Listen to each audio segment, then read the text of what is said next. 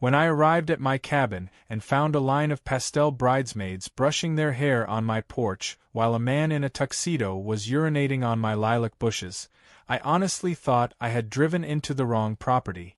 I froze in the gravel driveway, door half open, keys still in the ignition, blinking at the scene like a deer staring into oncoming headlights. Except the headlights were string lights wrapped around my porch columns, and the deer was me watching my weekend sanctuary get swallowed by a Hallmark movie on crack. A white tent stretched across my backyard like it was hosting the Emmys, and my front door, the same heavy timber door I'd hand-stained myself, was propped wide open with a glittery heel. I stepped out of my truck and didn't even have time to shut the door before a clipboard-wielding woman in heels, hair in a blonde power bun so tight it probably had its own gravitational pull, marched toward me with a tone that suggested I was a FedEx delivery guy late on a deadline. "Oh, thank God," she said. "You're the plumber, right? The bride's dressing room has zero hot water. We can't have her getting goosebumps for the photos." I blinked at her. "Plumber?" She rolled her eyes. "Don't play dumb. You're the one the HOA called." I glanced at the porch, where a brunette in a white silk robe squealed something about eyelash glue, and then back at the woman. "This is my cabin." The woman stared at me, processing, and then smiled like a snake on Xanax. "Oh, you're Daniel. Perfect. You're on the list." "List?" I asked, my voice somewhere between amused and homicidal. "The approved property list," she said as if explaining kindergarten rules to a child with finger paint on his face. "The HOA voted to include your parcel in the event perimeter for today's bridal shoot. It's all in the minutes from last week. Didn't you check your inbox?" I stared at her like she'd just told me the moon was made of frozen yogurt. I wasn't part of the HOA. My cabin was legally outside their jurisdiction. Always had been. I'd moved out here precisely to avoid people like this. People who saw nature as a backdrop for selfies and lumber as rustic furniture to be rearranged for ambience. The nearest HOA boundary was a good 200 feet east of my mailbox, and yet here they were, brazenly treating my property like a movie set with no permit. "Lady," I said, keeping my voice even, "you need to get everyone off my land." That's when she handed me a laminated badge. It had my name printed in bubbly pink cursive and read, "Daniel, property host." The audacity didn't just burn. It singed my eyebrows. I didn't yell. I didn't throw punches. I just smiled, handed the badge back and said, "Give me 10 minutes. I'll fix your hot water problem." She gave me a thumbs up and disappeared into the house with her phone already out, probably posting some fake inspirational quote under a selfie captioned "Bride Vibes Only." I walked around the side of the house, popped open the basement hatch, and headed straight for the water main. With the turn of a single valve, I killed the water. Then I reached the fuse box and killed the power too. If they were going to use my place like a spa, they could do it in the dark, dry, and cold. But I wasn't done. I walked back up the hill to my truck, got in, and pulled out my phone. 10 minutes later, a tow truck was en route. My friend Jeff runs it. He owes me 2 favors and likes payback stories. I told him to focus on the Escalade with the magnetic HOA Event Director sign. Bonus points if he played loud country music while dragging it out. I sat in my cab, window rolled halfway down, sipping lukewarm gas station coffee while the wedding machine cranked itself into chaos. The power cut out just as the bride's curling iron hit peak temperature, judging by the shriek. Water loss took down the makeshift mimosa bar. Then, when the Escalade began to lift off the gravel, Karen, yes, the clipboard bun queen, charged after it like a linebacker, screaming something about property rights and legal action. That's when she saw me. Still in my seat.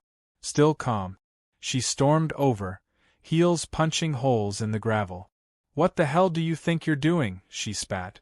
I rolled the window down the rest of the way. "I'm hosting. Isn't that what the badge said?" "You are sabotaging a sanctioned HOA event," she said, veins now popping like overfilled balloons. "This is a direct violation of Article 16, subsection B. I nodded like I cared. I'm not in your HOA. She opened her mouth and then closed it. That's impossible. This entire lakeside loop was absorbed into Cedar Ridge Estates by amendment last year. Amendment didn't pass, I said flatly. I blocked it at the county level. You'd know that if you bothered checking with the zoning board instead of your little newsletter. Karen looked like I'd just told her Santa Claus had joined the Taliban. Then the bride, now wearing only one false eyelash and what looked like half a spray tan, burst out of the house holding her phone like a knife. Where's my charger? My phone's dying. I haven't posted the lake shots yet. There are no lake shots, I said. Because that's not your lake. And this isn't your cabin. And this whole party? Trespassing.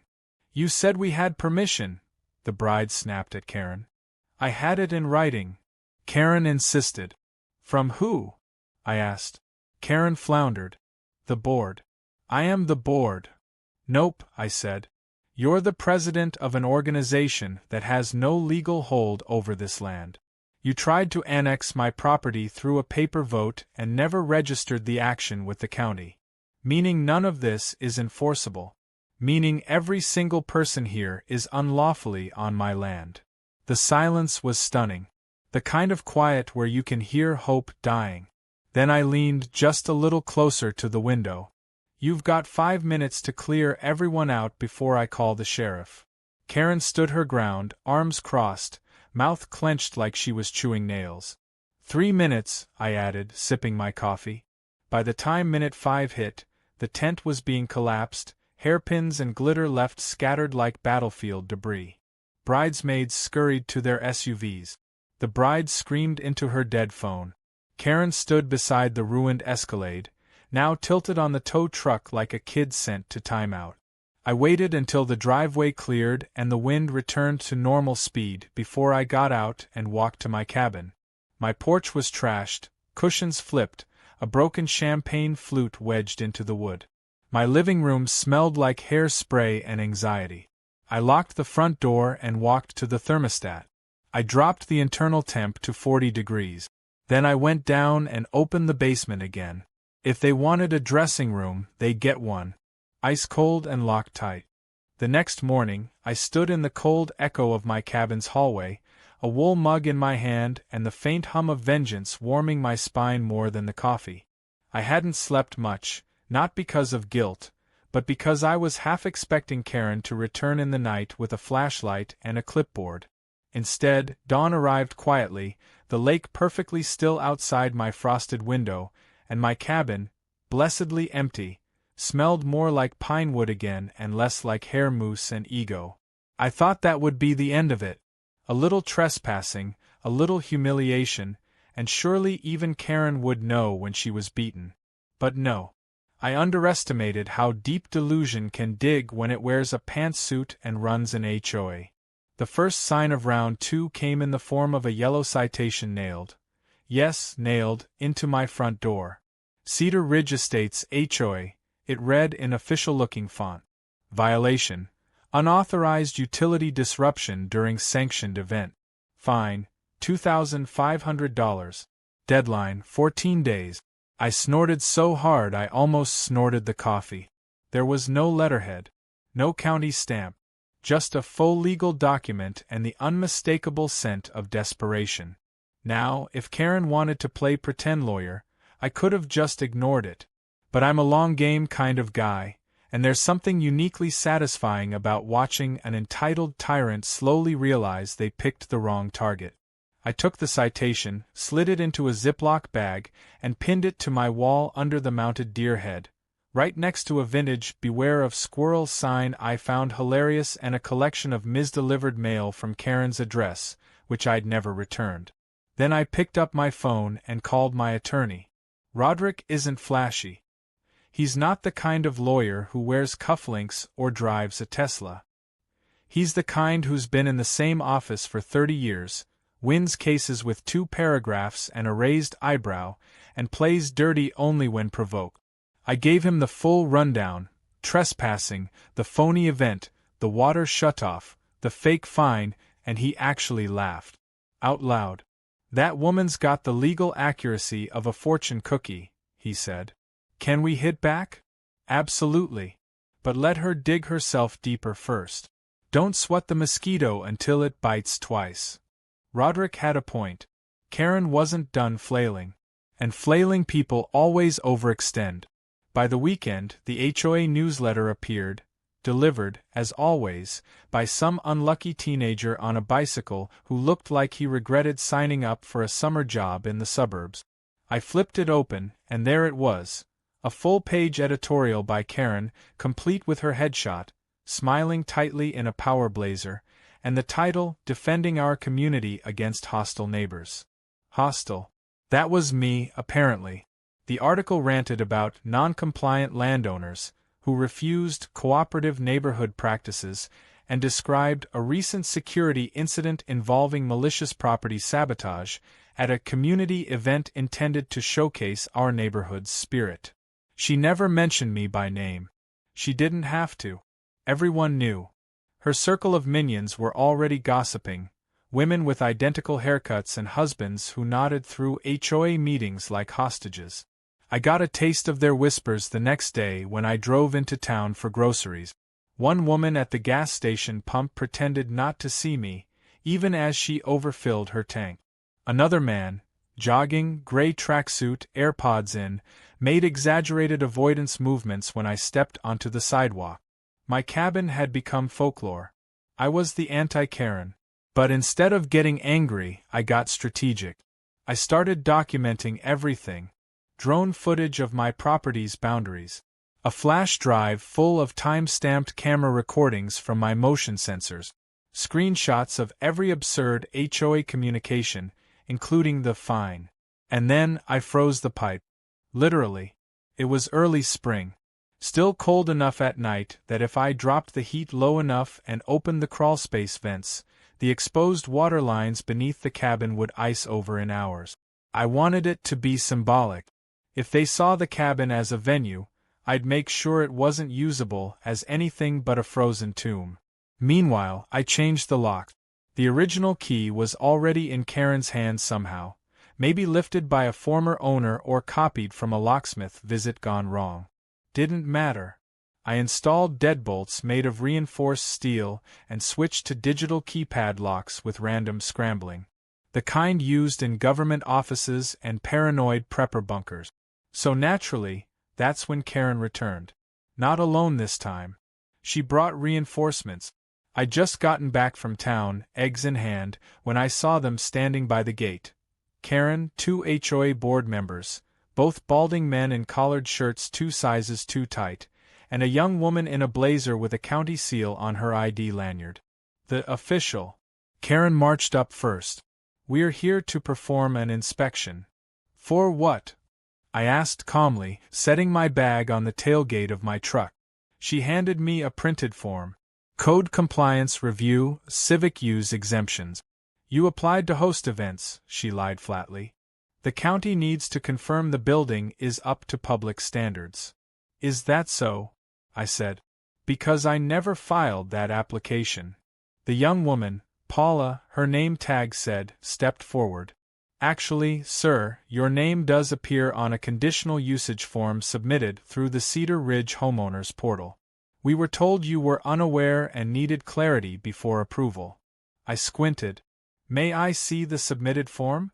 She hesitated, then handed me a printed PDF. My name was there, but the signature looked like a preschooler had drawn it with a crayon and a seizure. The date field had been typed in. The email address didn't match mine. It was a forgery. I looked Paula straight in the eye. This is a falsified document. She shifted uncomfortably. If that's the case, we'll have to investigate. But until then, the inspection stands. I nodded. Sure. Inspect all you like. But first. I opened the cabin door, walked inside, and turned the thermostat to 38 degrees Fahrenheit. Then I opened the basement hatch wide. A moment later, I returned with a thermometer. Ambient temp in there's below freezing. Pipes are ice-locked. And since the power's still off from last week, you'll be inspecting in pitch black. I hope you brought gloves. Karen's jaw twitched. Paula hesitated again. The board members shuffled their feet like fourth graders caught smoking. Then I added, and just to be clear, any further attempts to use or classify my cabin as a public facility will be treated as fraud. I have legal counsel. I have evidence. I have time. Karen tried to rally. This isn't over. The board. I cut her off. The board has no authority here. You're a neighborhood club with a photocopier. Not the federal government. And with that, I closed the door. Not slammed, just firmly enough to send the message. Through the window, I watched them retreat. Slowly, defeated, all but Karen, who turned once at the gate and snapped a photo of the cabin like she was building a case for a war crimes tribunal. I didn't care. Let her take pictures. Because I wasn't done. No, the real trap was just beginning. Karen struck back faster than I expected, and dumber than I imagined possible. 2 days after the failed inspection stunt, I received an official-looking envelope in my mailbox, marked in dramatic red font.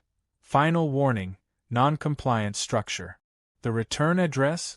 Cedar Ridge Estates, HOA Legal Committee. That would have been funny enough on its own, considering they're about as legally empowered as a book club. But the contents? They were almost art. A cease and desist letter claiming that I had willfully and maliciously abandoned a certified community event space, followed by a demand to restore the property to HOA-approved standards, and a notice that they were initiating lien procedures against my cabin. A lien. Against my property. Filed by an organization that doesn't own so much as a wheelbarrow outside its clubhouse. Now, most people might have panicked. After all, legal language can rattle anyone, and Karen's documents were laced with enough uppercase threats and underlined words to scare off a nervous homeowner. But I've got a few advantages. 1. I actually read zoning law for fun. 2. I'm petty enough to go the distance. And 3. I knew something Karen didn't. Filing a fraudulent lien is not only a civil offense, it's a crime. A serious one. I drove straight to Roderick's office, handed him the letter, and watched his eyes narrow like a poker player holding 4 aces. "She's done it," he said quietly. "That's a felony. Can we bury her with this?" I asked. "Oh, absolutely. But let's salt the earth while we're at it." He fired off a cease and desist of our own, on real legal stationery, and filed a formal complaint with the county clerk's office. Then he contacted the sheriff's department to report the attempted fraudulent lien. If Karen had hoped to scare me with her backyard courtroom antics, she was about to learn what real legal heat felt like. But I wasn't just going to let the system do all the work. I wanted to make sure Karen's whole empire of delusion collapsed in front of her manicured face. I started with her latest obsession, the HOA clubhouse. Karen had been bragging for months in newsletters about a pending renovation, new flooring, upgraded kitchen, expanded patio. The kind of upgrades she claimed would elevate community experiences. But here's the thing, I know the contractor. He's a buddy of mine from high school, and he's been dealing with Karen's psychotic micromanagement since day one. I paid him a visit and asked some polite questions. Turns out, the work hadn't been paid in full. Worse, Karen had been cutting corners, trying to swap real hardwood for engineered veneer without updating the invoices, pushing for code-violating plumbing changes, and even trying to get volunteer labor from teenagers to finish off some of the landscaping. That was the thread I needed. I tipped off the city inspector. 2 days later, the clubhouse got a surprise inspection that left Karen red-faced in the parking lot, stammering into her phone while a man in an orange vest took photos of half-finished deck railings and non-permitted plumbing junctions. According to my friend, she tried to claim the entire building was temporary and didn't need inspection. The inspector's response? Tell it to the fire marshal. Now she was dealing with fines of her own, and real ones. Not the pretend kind printed on pastel HOA stationery. But Karen wasn't done yet. No. Her final move came in the form of an emergency board vote. I got wind of it from Linda, a disgruntled board member who'd finally grown tired of Karen's antics. She called me under the pretense of asking about local deer fencing, but quickly dropped into a whisper. "They're planning to vote you in as an honorary HOA member retroactively," she said. "What?" "They're calling it a legacy parcel inclusion. If it passes, they'll claim you were always part of the HOA and retroactively enforce all fines and codes." I nearly dropped the phone laughing. "That's not how property law works." "I know that," she hissed. "But she's selling it like a last-ditch power move. Half the board are spineless. She's calling the vote tomorrow night." "Let her," I said. "And make sure you record it." She did. The next evening, I tuned into the live-streamed HOA board meeting like it was the season finale of a bad reality show. Karen presided at the head of the clubhouse's folding table like a dictator with a budget of $30 and a PowerPoint subscription. Her opening speech was textbook Karen: emotional manipulation, false authority, vague threats about property values, and a lot of finger-pointing at non-compliant individuals poisoning community cohesion. She didn't say my name, but she might as well have projected my face on the back wall. Then she called the vote. 3 hands went up. 2 went down. 1 abstained. Motion passed. She actually grinned. Motion carries. The legacy parcel is hereby included under the Cedar Ridge Estates Homeowners Association. Effective immediately. I waited a beat. Then I sent the clip, along with the full transcript and a summary of the falsified lien, to Roderick. He filed for a restraining order within the hour. Not just against Karen. Against the entire HOA board, citing malicious interference, fraud, and harassment. The next morning, the sheriff showed up at Karen's house. Let me be clear, she wasn't arrested. But the look on her face when 2 deputies handed her a court summons and informed her of a pending hearing for HOA overreach and attempted property fraud? That was better than handcuff. She stormed out into the street, still in her robe, screeching about slander, legal overreach, and community persecution. Neighbors peeked through curtains. One guy actually filmed it. She screamed at him to stop recording. He didn't. That night, I received an anonymous text from a burner number. Just a photo, Karen's Escalade, being repossessed in her own driveway. Apparently, the HOA credit card she'd used for gas and executive travel had finally maxed out. I didn't reply. I just saved the photo. But even as I savored my victory, I knew the final blow hadn't landed yet. The restraining order would slow them down. The court hearing would do damage. But to truly finish this, to make sure Karen never, ever tried something like this again, I needed to hit her where it hurt most. Her pride. Her power. Her image. And I had just the plan. Because I'd been working on something behind the scenes. Something that would flip the whole neighborhood against her faster than a dress rehearsal in a blizzard. A very specific utility request. A very public zoning reclassification. And a very unexpected open house. The kind of trap only someone with a frozen cabin and a very long memory could pull off. All I needed was one more signature. One more vote. And Karen wouldn't know what hit her. The trick to ruining someone like Karen isn't brute force. It's exposure. She thrived on illusion, on the idea that she was in charge, respected, admired. But the moment that illusion cracked, it would all unravel.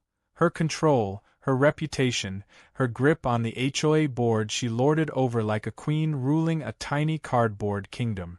I didn't want to defeat her in private. I wanted her empire to implode publicly, in broad daylight, with witnesses who'd never unsee it. So I called in a favor. My cousin Will worked for the local utility district. Real behind-the-scenes guy. No badge, no uniform, just a tablet and a set of master keys that opened the infrastructure of the town. I'd helped him out years ago with some electrical repairs on his off-grid hunting cabin, and he still owed me one. I explained the situation, every absurd detail, and asked him if the county had any active requests for reclassification near my property. As it turned out, yes.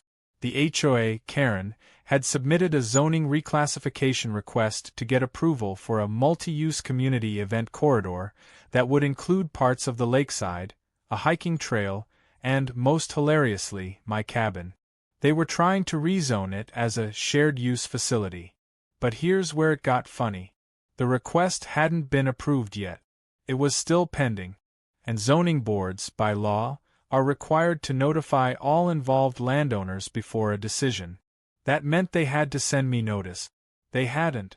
Karen had tried to slip it through by listing the cabin under a slightly altered address. Instead of 448 Timberline Road, they'd written Timber Lane, a non-existent parcel on the plat map that they hoped no one would check. So I checked. Then I filed my own request to designate my property as an agricultural retreat, private, restricted access, exempt from HOA zoning and community gathering use under rural land protection clauses. Not only would it block the HOA's corridor plans, but it would trigger an automatic investigation into the overlapping zoning request. And because Karen had falsified an address to get around notification requirements, it would likely be flagged for fraud. I submitted the request under my real name. But the kicker? I submitted the hearing invitation through the HOA's own newsletter. See, earlier in the week, Linda, the same disgruntled board member who warned me about the fake vote, had quietly given me access to the HOA's digital newsletter system. Karen handled most of it herself, but her password security was about as airtight as a screen door on a submarine. Linda got me in with a one-time login, and from there, I scheduled an urgent zoning update post to go live the night before the hearing.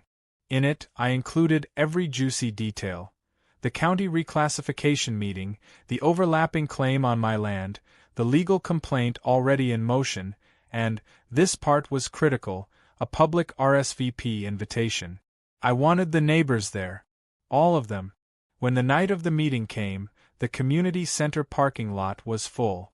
People from every corner of the HOA were there.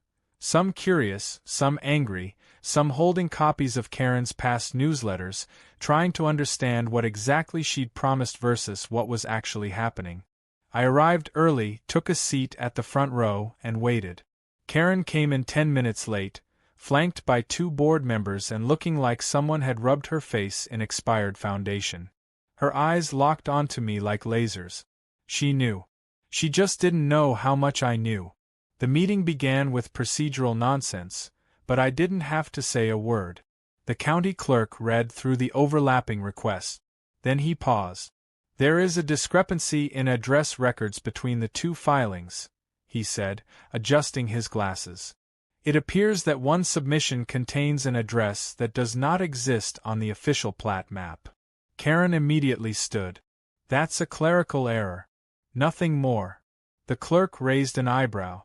"Did you submit this yourself, ma'am?" Karen froze, then smiled tightly.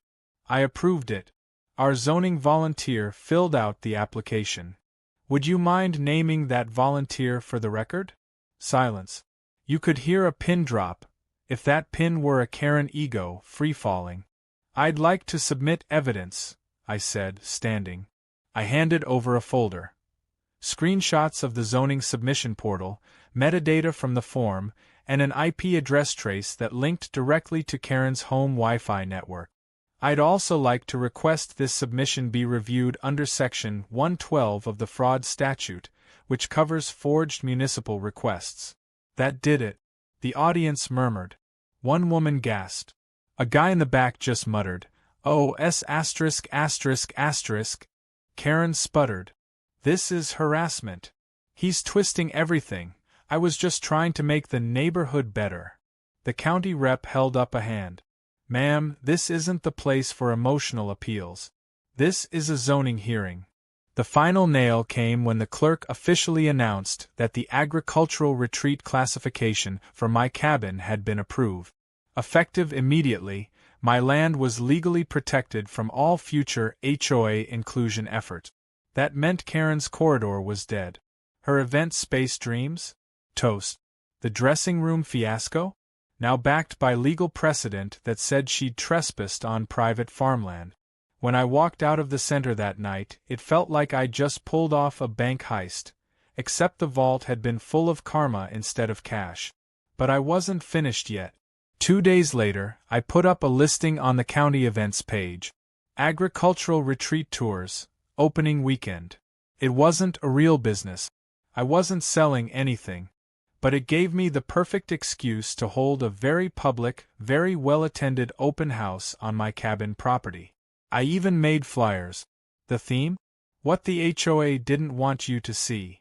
On Saturday morning, I opened the gate, set out some coolers of iced tea, played some quiet bluegrass from a speaker, and let people wander. I showed them the spot where Karen's tent had been, pointed out the still-frozen water lines she'd demanded for her bride, and even gave a short tour of the remodeled interior. People were fascinated. Some were furious. One guy from down the street actually said, "This is why my HOA dues are so high." She was building a wedding empire. Karen, of course, showed up. She stormed up the drive mid-morning, teeth clenched, sunglasses trembling. "This is harassment," she hissed.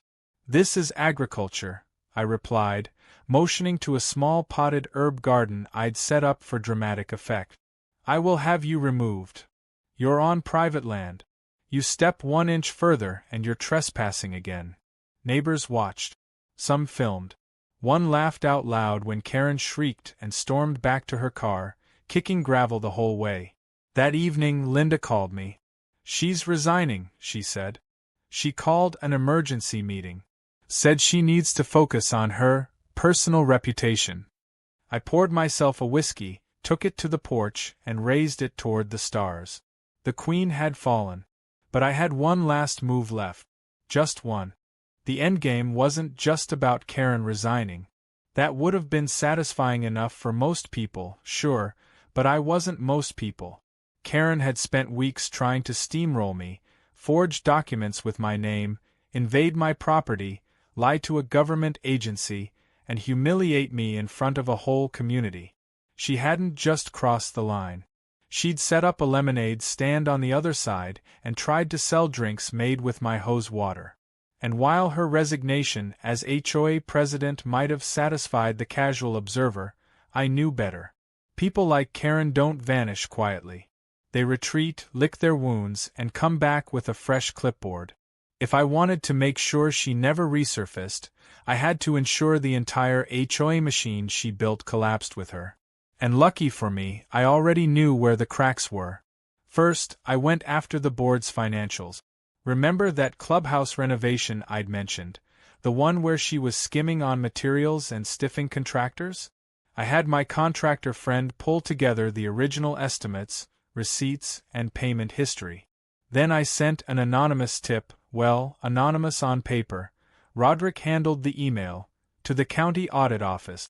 Just a little suggestion that someone might want to look into the Cedar Ridge HOA's use of discretionary funds and executive reimbursement cards. 3 weeks later, the audit began. Turns out, Karen had been a little loose with the purse strings. Gas cards, catering charges for planning meetings, even a $1,000 line item labeled Emergency Executive Spa Recovery, which, based on location and date, just so happened to coincide with the week she threw that tantrum in my driveway. The board scrambled. Panic spread like wildfire. One member resigned immediately. 2 others stopped responding to emails entirely. The last guy, Greg, I think, tried to play dumb, but the paper trail led right to his signature. That wasn't all. I dug a little deeper into the HOA's charter. It was badly written, like someone had copied a homeowner's manual and filled in the blanks with buzzword. The bylaws violated at least 3 county regulations, 2 state ones, and 1 federal rule related to member consent and land inclusion. I compiled everything, wrapped it in a polite summary with citations and links, and mailed it to every homeowner in the neighborhood. I even included a sticky note that read, "If this was used against me, it can be used against you." Just saying that. A week later, the revolt started. Residents flooded the next board meeting, demanding answers. Some brought copies of my summary. One woman slammed the table and said, Why did I pay HOA fees for a wedding tent on someone else's property? Karen wasn't there. She'd already stepped back for personal reasons, but her legacy was burning in real time. The board called for a special vote to suspend all HOA operations until a third-party review could be completed. In other words, they shut the whole thing down. And I could have stopped there. I really could have. But no. I had one last, delicious move to make. Remember how Karen had tried to label my cabin as a community asset? How she claimed it was part of some shared corridor or dressing room annex, or whatever buzzword nonsense she dreamed up? Well, I decided to make that fiction real, on my terms. I listed the cabin for rent. Not permanently, just weekend availability on a private platform my cousin helped me build. I called it the Karen Trap, Off-Grid Retreat. I didn't use her name directly, of course, but the listing included a cheeky description.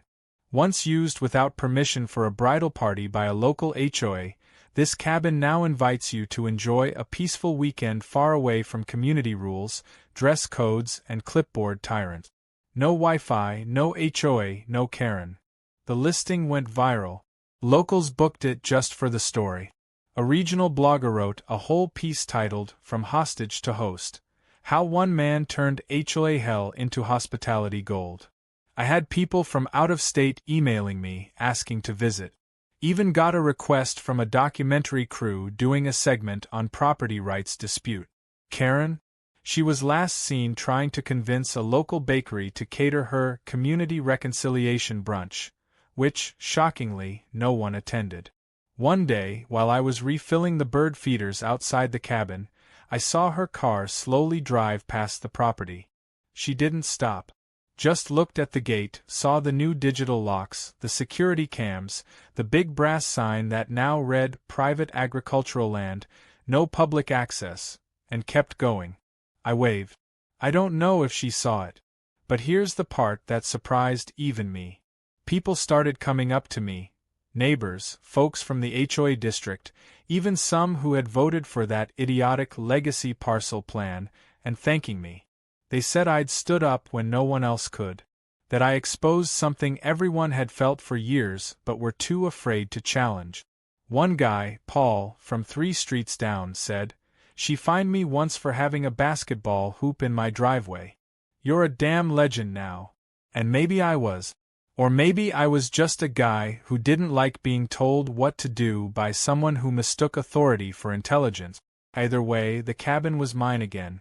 Quiet, cold when I wanted it, and exactly the kind of place you could drink coffee in silence without the faint smell of hairspray haunting the walls. A few months later, I attended a community meeting. Not an HOA one, just a casual neighborhood gathering to talk about forming a new residents' association. One without ridiculous fines or mandatory garden gnome color schemes. I sat in the back, listened quietly. When someone asked if I wanted to run for chair, I laughed and shook my head. I already had my war, I said.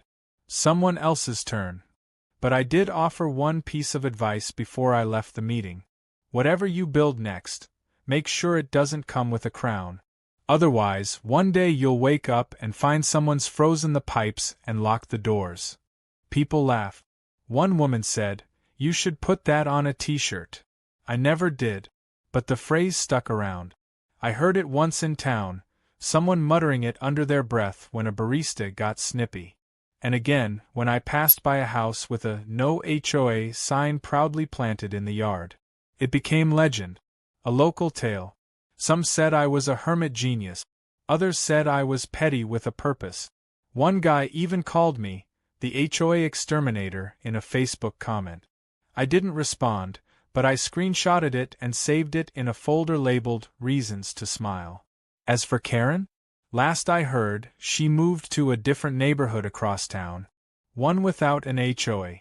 Her house has no porch lights. Probably because the new board there didn't approve the color temperature. Karma's funny like that. And me? I'm still here. Cabin intact. Pipes unfrozen. Doors locked. And every time I hear someone say, "You should join the HOA," I pour another cup of coffee, lean back in my chair, and smile. Because I already did. And I won.